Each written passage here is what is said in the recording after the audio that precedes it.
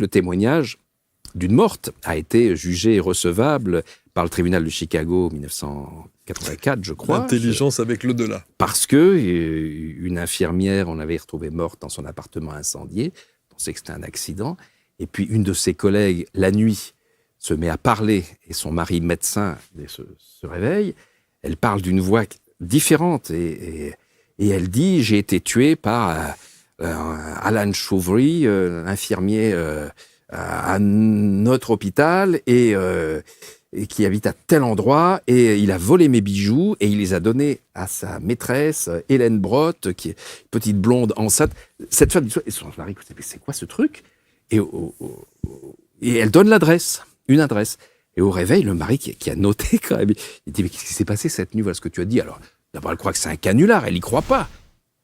Et puis quand même, quand il dit le nom de Teresita Baza, l'infirmière, elle dit « Mais oui, Teresita, on est collègues, elle était infirmière avec moi. » Et Alan Shouvry, mais ça me dit quelque chose, elle vérifie. Oui, il y a un infirmier de l'hôpital qui s'appelle Alan Shouvry. Et là, du coup, le médecin et l'infirmière, sa femme, vont voir la police pour dire « Voilà, on vous donne ça, vérifiez. » La police ignorait totalement l'existence de voilà, que ça cet pouvait infirmier. ne savait pas qu'il y avait eu un vol de bijoux.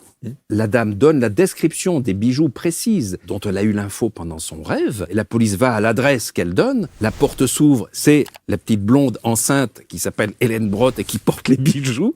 L'infirmier est là. Les enquêteurs lui balancent le truc. Le gars verdit et passe aux aveux. Donc là encore, pour que le témoignage d'une revenante par canal médiumnique soit jugé recevable par un tribunal, pour qu'il y ait condamnation, ben voilà. Incroyable.